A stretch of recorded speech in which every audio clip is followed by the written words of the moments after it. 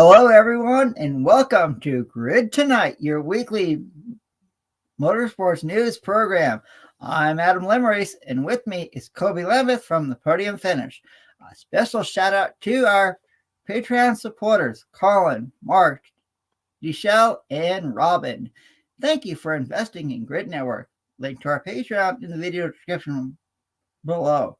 And please feel free to comment in the chat room below and ask any questions.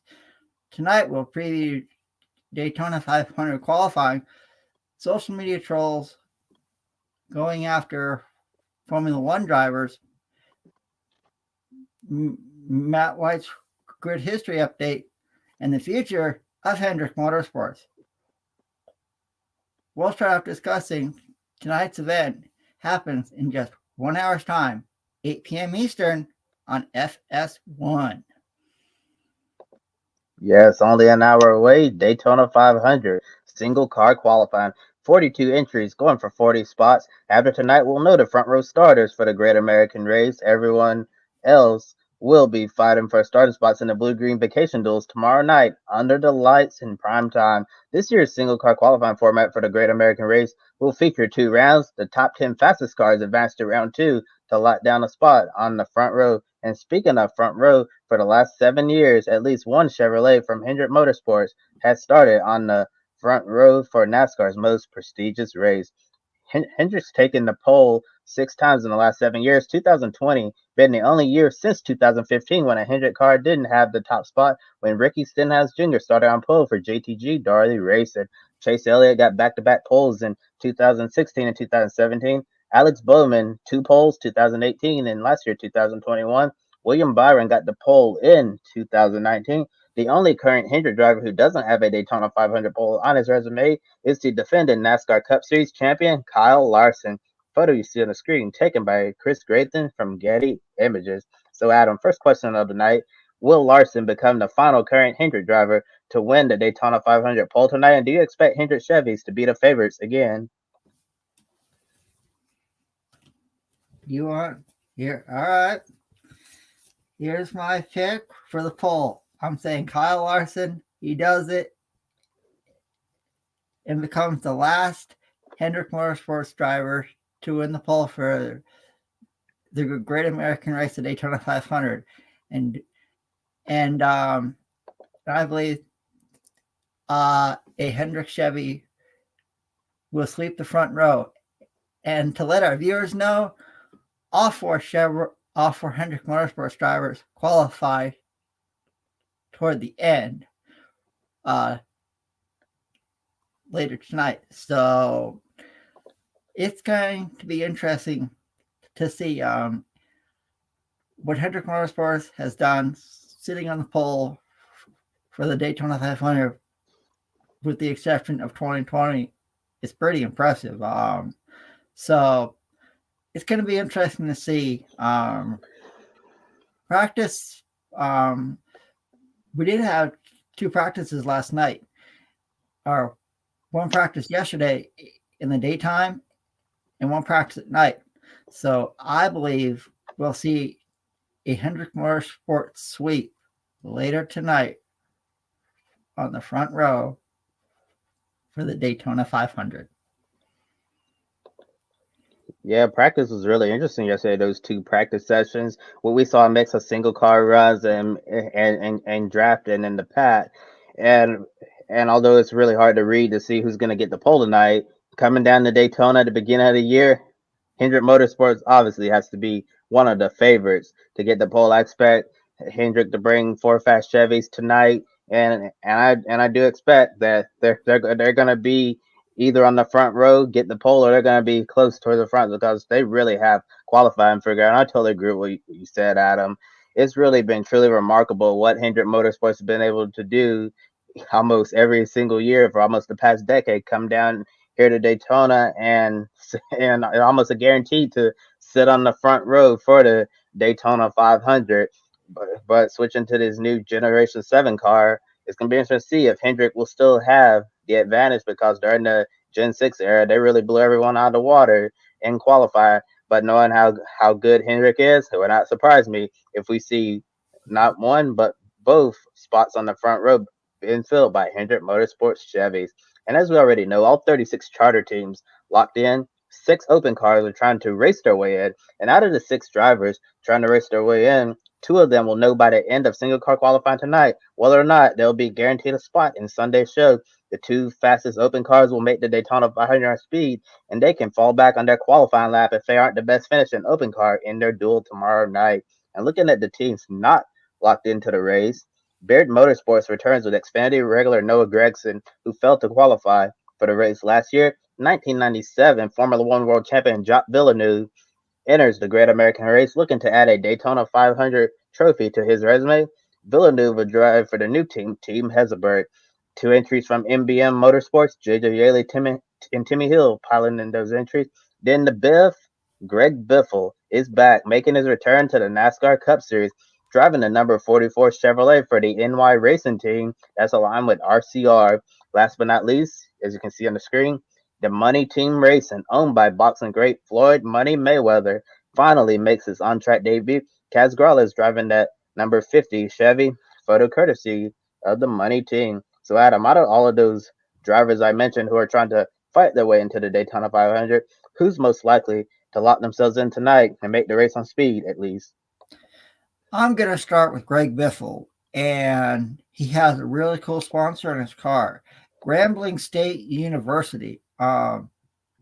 February is Black History Month, and Grambling State is a well-known HBCU school out of Louisiana. So I think Greg Biffle is one car that'll make it on speed. And I'm going to say the other car, I've been thinking about this, Jacques Villeneuve. I think it'd be kind of cool if he competes in the Daytona 500. You mentioned Kobe. He's a former Formula One world champion. He has competed in the Repco Supercross Championship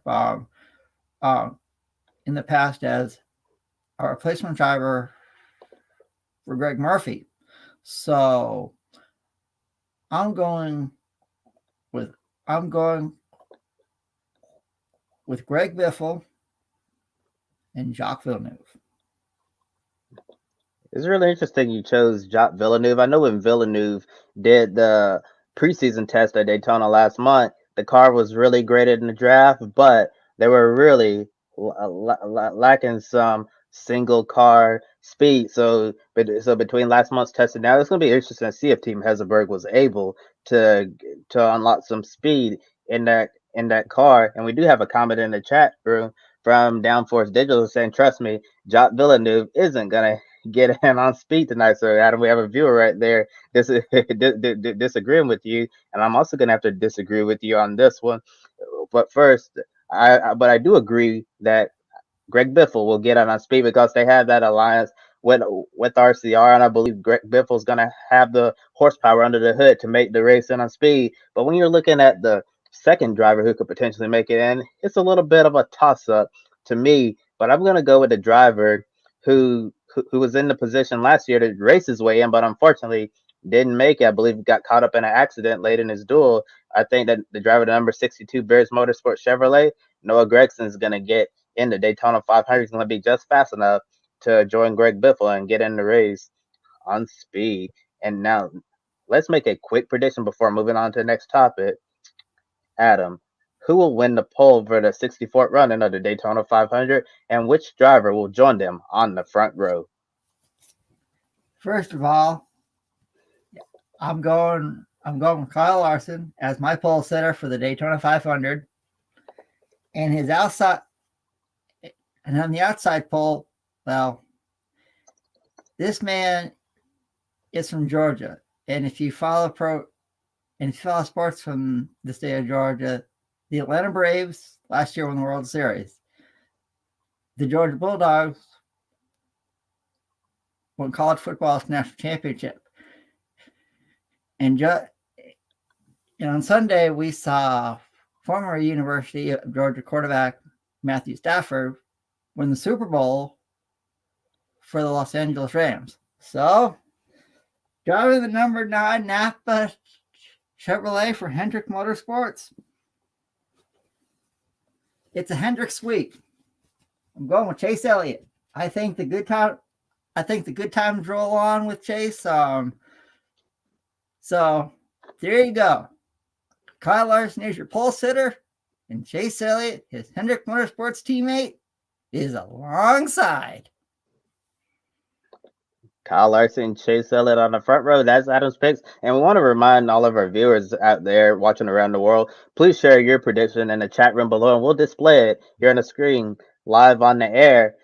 And well, my front row is going to look a little bit different than Adams, maybe 50% different, but I'm not going to pick him to win the poll, but I think he's going to start second. That's going to be Young Money, Kyle Larson. I think it's going to be an all Hendrick front row with Larson starting on the outside.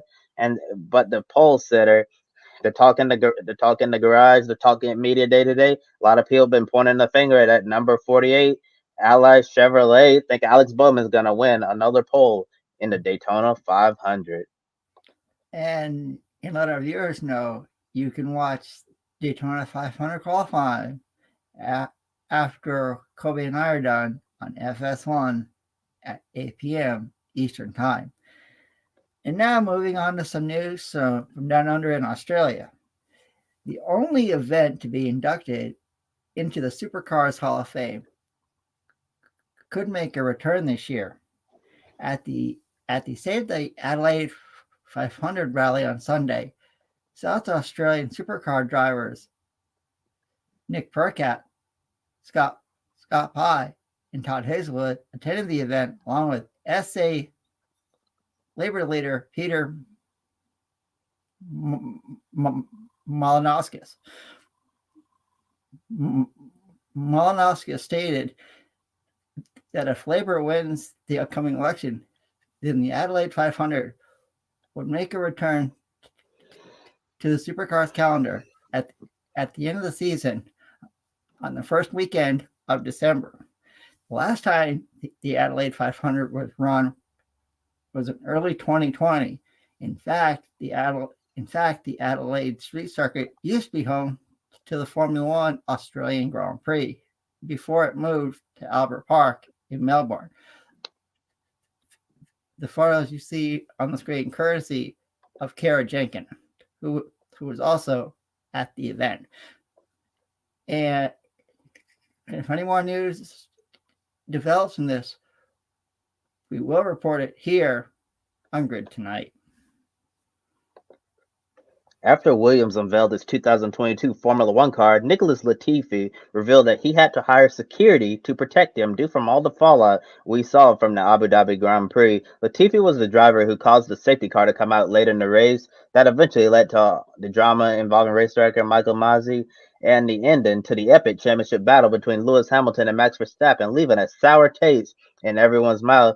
On the internet, people have attacked Latifi and blamed him for starting this chain reaction of crazy events. And Latifi acknowledged that social media definitely has all of its benefits, giving fans access to things they wouldn't be able to see otherwise, but realizes there's a negative impact on social media as well. And today, McLaren Formula One driver Nando Norris called on Formula One to do something about the social media trolls. Norris said he deals with negative social media comments by laughing at them instead of taking it personally. And he adds that drivers have to focus on their jobs and not care what others say about you. Is it unrealistic for Norris to suggest that Formula One can do something to make social media trolls say mean things about the drivers go away? I mean, the internet is such a big space. Yeah, and I believe it is unrealistic. But I can say I feel sorry for Nicholas Latifi, and some fans need to get over what happened at the Abu Dhabi Grand Prix, and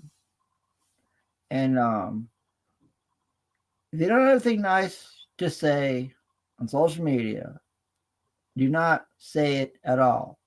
I think human decency has gone downhill very fast. I mean, another thing is think before you say something on social media, whether it's Facebook, Twitter, Instagram, TikTok. Uh, think about if you were talking to this person face to face. How would you feel? How would you what what would you want to say to them? People need to let this all go. I mean, the upcoming F1 season uh, is not far away in Bahrain, and I feel sorry for Nicholas Latifi having to hire security. You know, he can't help. He can't help what happened. I mean, it could have been anybody else. So I think fans need to let this all go. The upcoming F1 season is just around the corner. We have testing not far away as well. And people need to focus on the upcoming season and not think about the ending to the Abu Dhabi Grand Prix. Yeah, I totally agree with you, Adam. It's been past time to move on from all of this ridiculousness. And I want to say it is extremely sad that Nicholas Latifi had to hire a security team because he didn't feel safe, felt like potentially some fan outrage over Abu Dhabi could potentially attack him while he's out in public. And nobody should have to hire a security team because they're afraid of what some internet trolls are gonna do to them. It's super unfortunate that this happened. And as Orlando Norris said, wanting Formula One to try to do something about the internet trolls, I believe it might be a little unrealistic to suggest that they can do something about it because, as I said, the internet is so big. If you want to seriously do something about internet trolls, the best thing you can do is every time you see someone say something negative on your page, just keep blocking and keep blocking. But the thing is, like, you're gonna be doing that forever because once you block someone, they can just easily create another Twitter account and just keep saying those nasty things. So it's just going to be a truly endless cycle.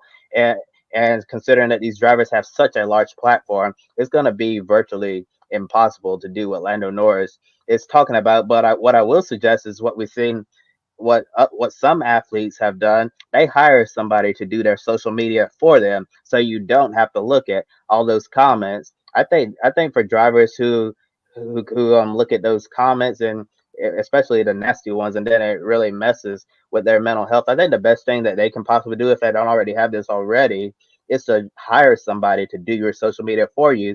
And when you want something posted, here's a picture of me and my sponsors at the track. I want you to post it on Instagram and Twitter, and they post it. You don't have to see the backlash that comes from it. I believe that would be a really smart way to handle the situation is to have someone just do the social media for you. But I know the curiosity is there.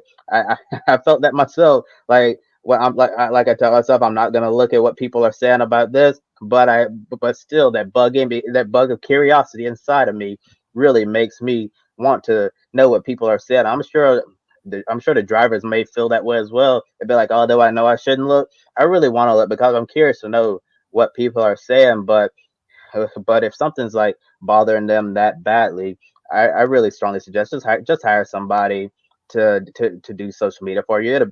It'll be easier. I've even seen some TV personalities do the exact same thing. They'd be like, I don't want to see the firestorm, all the nasty comments about me, so I just hire somebody to post what I want to post, and I don't have to worry about reading all these hateful comments. And Adam, we do have a few comments in the chat room. First two from Humperdinck saying, "You think drivers are powerless when it comes to social media trolling?" Yeah, there's nothing that you can really do about that. I'll agree. And I'll agree. yeah, I'll agree. yeah, yeah. And as Lando Norris was saying, the best he said that drivers just have to just go out there, do their best, focus on their jobs, and try to build up a try to build up the strong backbone and not care about what others say about you. And I know that's really easier said than done. And I've already added, you can't ask an angry mob to be rational, especially when they're a mob against you. It will just make them angrier. And Hubbard, what I want to see personally, when Lewis Hamilton comes back in the public eye from his long off season vacation, I want him to come out and tell his fan base that you guys need to stand down. He'd be like, I'm upset the way the championship ended, but like anything in life, we move on, and life is not fair at all. Mhm. So this stuff is just a part of life. I know I've had instances in my life, I'm sure you as well, Adam, where you felt cheated. You felt like people had done you wrong, but you know what? Life goes on. We didn't give Yep. up, and you just have to Mhm. do the best that you can. I feel like if Lewis Hamilton directly addresses his fans and be like, "I'm over it, guys. I'm moving on, and you should too," I feel like that could go a long way in calming down the angry fan Mhm. base. And Zachary is sharing a position, sharing his prediction that you believe that the 48 car Alex Bowman will start on the front row tonight in Daytona 500. Really appreciate that comment, Zachary, and we definitely encourage all of our viewers to share who you think's gonna start on the front row for the Great American Race. And next, moving on to another topic, with the IndyCar race at Texas Motor Speedway taking place on the same weekend as the Mobil One 12 Hours of Sebring, it left some IndyCar drivers at odds over running both races. Chip Ganassi Racing decided to have its IndyCar drivers focus on Texas over Sebring, so Scott Dixon and Jimmy Johnson won't do Sebring this year. And replacing Dixon in the number '01 Cadillac DPI, longtime IndyCar competitor Ryan Hunter-Reay will team up with Ringer van der Zande and former IndyCar driver Sebastian Bourdais. According to Mark's report from Racer.com, IndyCar is expected to drop its plan to work around the drivers who wanted to run both races at Sebring in Texas. And originally, IndyCar had plans for the Sebring drivers to practice the car in the oval at Texas on Friday, then nothing at all on Saturday so they could race Sebring, then fly back to Texas on Sunday to qualify in the morning and race in the afternoon. The report says IndyCar is currently finalizing a standard schedule that that won't take Sebring into account. This means Elio Castroneves won't get to race in DPI for Meyer Shank Racing, won the Rolex 24 with them, and Baxter Sullivan will have to find a replacement for Kyle Kirkwood in GTD Pro. And and today at NASCAR Media Day, Chad Knaus told Jenna Fryer from the Associated Press that since Jimmy Johnson won't be running that number 48 Ally Cadillac DPI, he'll be replaced by Toyota Gazoo Racing WC hypercar driver Jose Maria Lopez, who was a part of that lineup at Daytona. So the number 48 Action Express Ally Hendrick entry, we're gonna have Jose Maria Lopez, Kamui Kobayashi, and Mike Rockenfeller. Next, here's Matt White with a grid history update. Hi everyone, Matt White here from Grid History. Something new for you on a Wednesday night. We're going to be looking at some motorsport news from around the world with our World Motorsports results update. We'll start with what happened last weekend in Dubai. 2 races for the Asian Le Mans series of the 4-race championship. 2 at Dubai last weekend, and they've got 2 coming up this weekend at Abu Dhabi. 5 different classes on track at once, and they were all won in both races by the same teams. Ben Hanley, Matt Bell and Rodrigo Sales the winners in LMP2, which is the top category. That was in both races. In LMP3, Eduardo Calhope, Mikkel Jensen and Nick Adcock were the winners again in both races. In the AM category in LMP2, David Drew, Eric Trullier and Sebastian Page were the winners in both races. And in GT, Ben Barnicoat, Brendan Iribe and Ollie Milroy were the winners in that category. In the AM category, both races won by Ian Loggy, Mikael Grenier and Valentin Pierberg. That wasn't the only action over the weekend. We had some goings on in Australia with the first round of action in Tasmania for S5000, for Trans Am and for TCR. In the TCR races, Jay Hansen in the brand spanking first world appearance for the new Audi RS3. He won the first race by a country mile. On Sunday, Jordan Cox won in his debut for Peugeot, and Zach Suter got his first win in that category. Although he wasn't the winner on the road, Josh Buchan was the winner for Hyundai, but had a penalty. So there are your 3 winners in TCR. In S5000, Joey Mawson, last year's champion, continued where he left off with a win on Saturday. But Josh Fife got his first victory in Sunday morning's race, and Tim Macro, the winner in the 3rd race of the weekend. In Trans Am, Tim Brook won twice, the 1st and 3rd races, sandwiching last year's champion Nathan Hearn. All 3 categories marred, though, across the weekend by lots and lots of safety car. The Toyota BRZ was the car we saw most of, unfortunately, across the weekend down at Simmons Plains in Tasmania. A couple of weeks before they're back in action in Phillip Island. This weekend, of course, NASCAR is back proper with Daytona, and Brandon and Ben talked you through that on Monday on the new show Grid Encore. If you haven't checked it out, go back through the listings here on YouTube and check it out. It is Wednesday, so we have a brand new grid history update for you. And being that it is NASCAR week, it's NASCAR heavy this week. We've featured Jamie McMurray's Daytona 500 win and Dale Earnhardt's as well. Today, we spun all the way back to 1992 and Rally Sweden, which was won by Mats Jonsson for Toyota in the old Celica. So plenty of stuff on grid_history on Twitter. We'll post those every day, and we'll be back with you next Wednesday for another update from the world of motorsport. Thanks for that update, Matt. In an interview with Adam Stern from the Sports Business Journal, Hendrick Motorsports Vice Chairman Jeff Gordon has big plans for the future of the team in his new leadership position working alongside Rick Hendrick. Gordon wants the team's drivers to be more willing to get into mainstream like he did years ago. Gordon is often given credit for helping introduce NASCAR to a more mainstream audience when he hosted Saturday Night Live. To summarize, Gordon wants them to get outside of their comfort zone, bringing up the example of attending sporting events and country music concerts. So he said those are really good, but going a step further to something totally outside of the box that can help them reach a different set of eyes. During the World Series last year, we saw Chase Elliott attend a few games supporting his Atlanta Braves after Elliott finished racing the Martinsville playoff race last fall, 500 laps. Elliott hopped on a plane and flew straight to the Braves game. In the photo you see here taken by Logan Riley from Getty Images. And instead of this just being a Hendrick Motorsports idea, is this an idea that NASCAR should start pushing across the entire industry? Well, yeah. I mean, we've seen NASCAR drivers do a lot of other events, and I'll go back to the days of one driver. His name is Kenny Schrader. When Kenny Schrader competed in NASCAR, not only did he compete in the NASCAR Cup Series, he also did some Xfinity races. Back then, called the Busch Series. He also did some truck races. He also competed in the ARCA Series. He also did some NASCAR regional races. So it's not the reason why Kenny Schrader loved to race, and it didn't matter what type of car. He was there. And I think this is really cool. Seeing NASCAR drivers compete in other forms of motorsports. We've seen Dale Earnhardt Jr. and his late father compete in the Rolex 24 Hours Daytona in 2001. We've seen Jeff Gordon and Tony Stewart compete in the Rolex 24 Hours of Daytona as well. Then we have a comment in the chat room.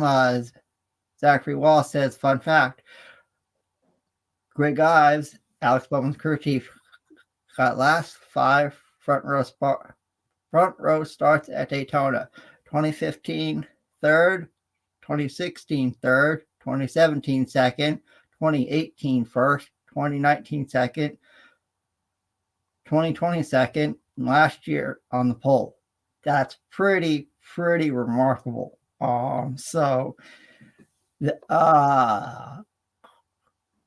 Greg Ives has something cooking at Hendrick Motorsports. In getting back to the question, I think it's, I think we'll see other NASCAR drivers,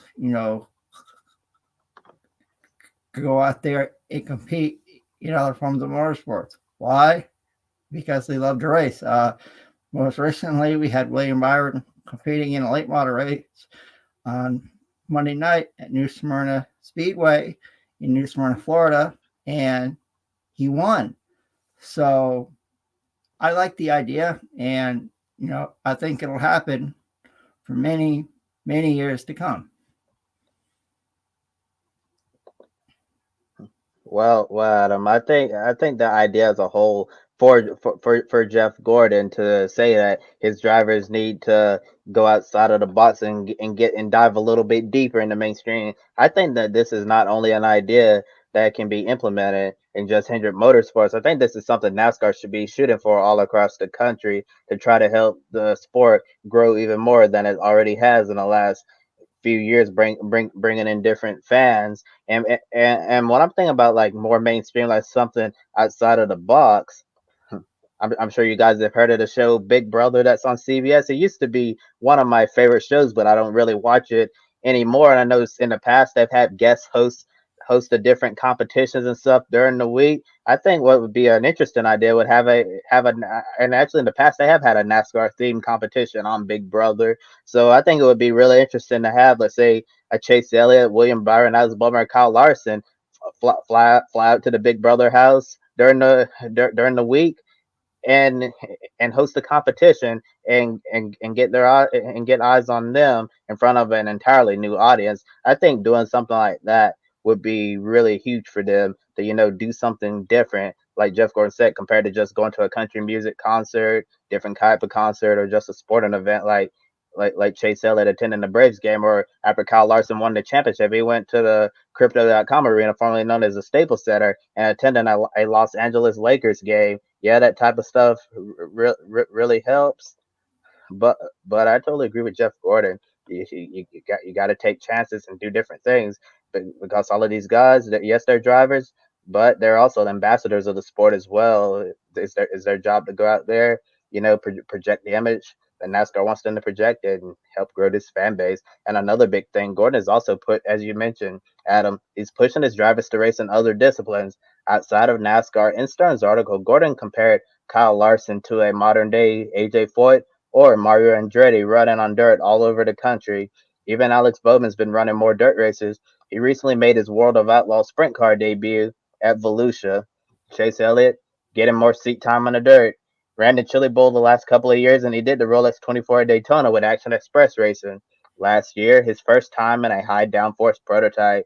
The team's also been encouraging William Byron to get back to his roots and go short track racing when the schedule allows. And as you mentioned, Adam, Byron won a super late model race earlier this week at New Smyrna Speedway, and Gordon says that Hendrick is open-minded about entering racing series outside of NASCAR. And an additional point, the organization is open to Kyle Larson running the double someday, racing the Indianapolis 500 and the Coca-Cola 600 in the same day. And today at NASCAR Media Day, Larson responded to that question, and he said that he won't run the Indianapolis 500 in 2022, but he definitely wants to do it someday. And with only a couple of months from Indy, he basically said it didn't make sense to try to put together a deal to run Indy this year, because he wants to be fully prepared for it and he wants to do it right. No pun intended for ally there.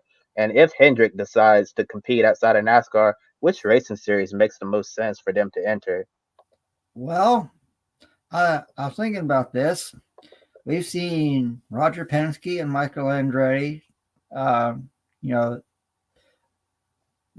Roger Penske had an ownership with Dick Johnson Racing in the Repco Supercar Championship. Michael Andretti is one of the owners of Walkinshaw Andretti United. So, and we've never seen an American-based team or have American full-time drivers competing in the Repco Supercar Series. So maybe Hendrick Motorsports would like to try their luck down under in Australia.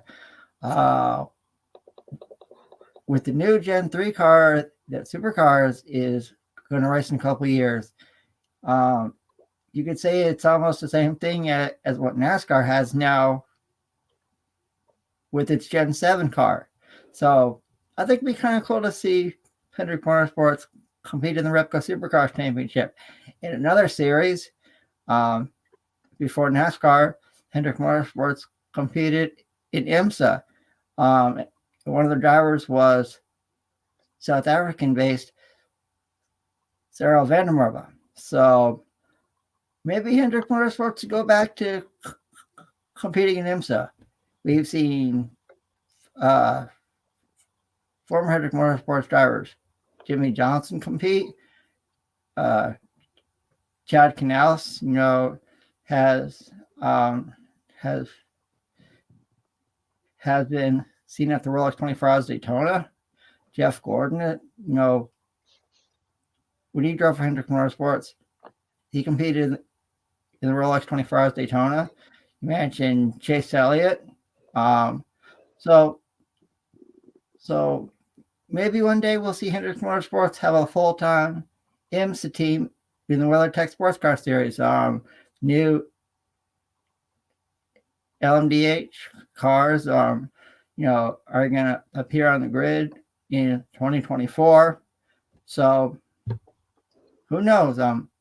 I'll say the Repco Supercross Championship and the IMSA WeatherTech Sports Car Championship as well. Wow, I think it would be really cool if Hendrick Motorsports decided to race in supercars and enter one of them new beautiful Chevrolet Camaros that's going to be coming online in 2023. That would be really crazy, and see if they could try to emulate the success we saw with Team Penske when they teamed up with Dick Johnson Racing to run that Shell V Power program. It would be wild if Hendrick decided to do something totally outside of the box. Well, Jeff Gordon said he wanted outside of the box thinking, and voila, there it is, racing supercars. That's just as outside of the box as you can get. But like you were saying, Adam, like to be like more realistic here, I think IMSA is probably the most realistic for them. I mean, Hendrick Motorsports is already in IMSA in a way because they're teaming up with Ally and Action Express Racing on that number 48. Ally, Cadillac, DPI. You even have Chad Knaus leading the strategy there, and some members of Hendrick Motorsports who are on the pit crew there working with the car. So Hendrick Motorsports already has a foot in the door with IMSA with that combined effort. But I guess what Jeff Gordon's getting at by racing outside of another series, maybe he means like an Hendrick only program, like in the future. Maybe that number 48 could be just a Hendrick Motorsports entry with Action Express doing their own thing. And with the new GTP class come out with IMSA with these new prototypes, I think it would be a really good idea if Hendrick wanted to enter the new Cadillac GTP prototype and did a program in IMSA's top class. I think that would be very realistic and doable. And also, a couple of years time, we have Corvette. They're going to be building a brand new GT3 car.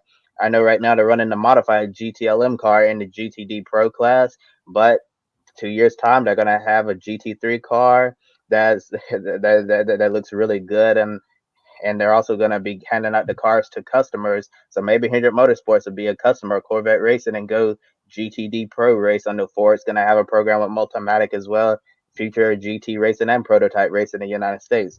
Looks really bright. So I think that's probably going to be one of the most likely options for Hendrick Motorsports. Another comment in the chat room from Zachary Wall. You think Hendrick could potentially enter IndyCar or even Formula One? I think IndyCar, maybe it will make it a lot easier for Kyle Larson to run the Indianapolis 500 if they teamed up with Chevrolet and did an IndyCar program.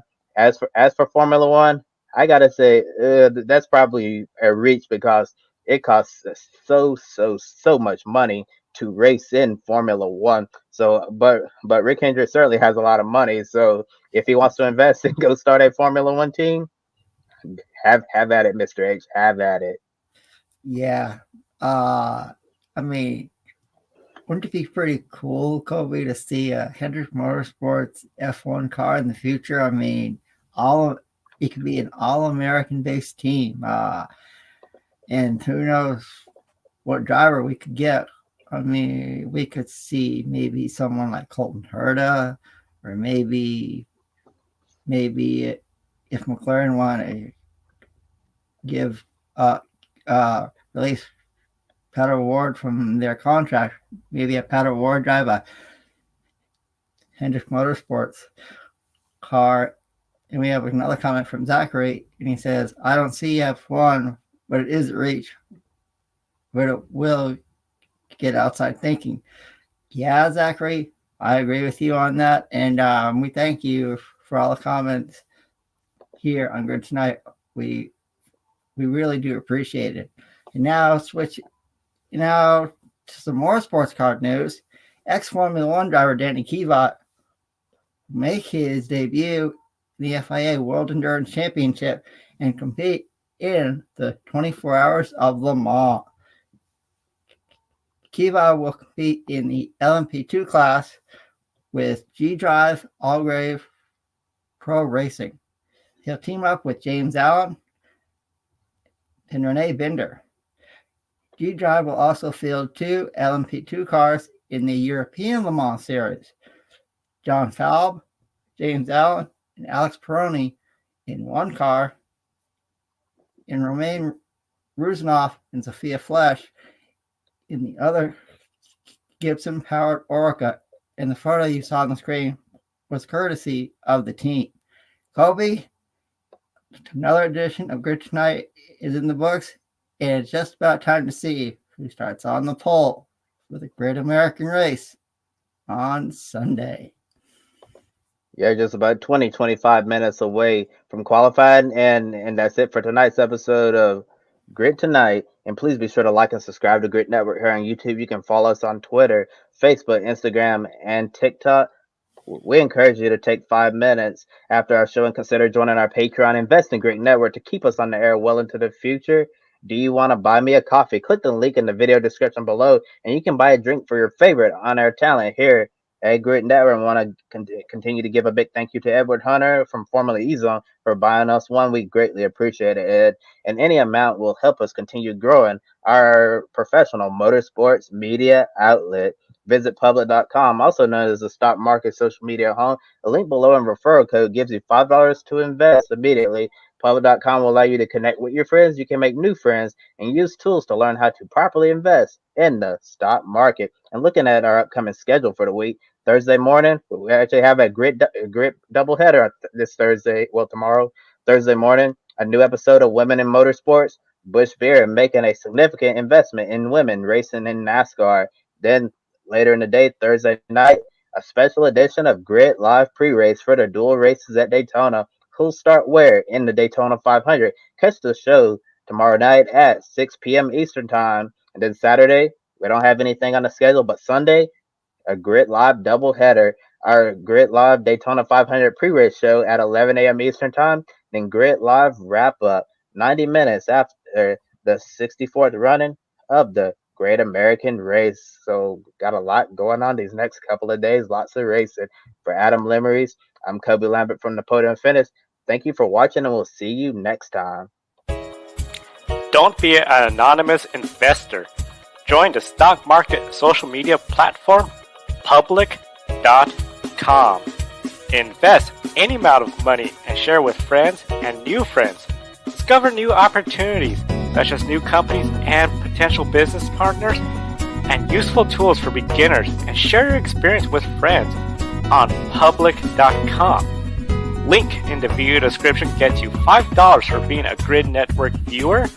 Use the referral code GRIDnet for your free $5 to invest and start investing and networking on public.com.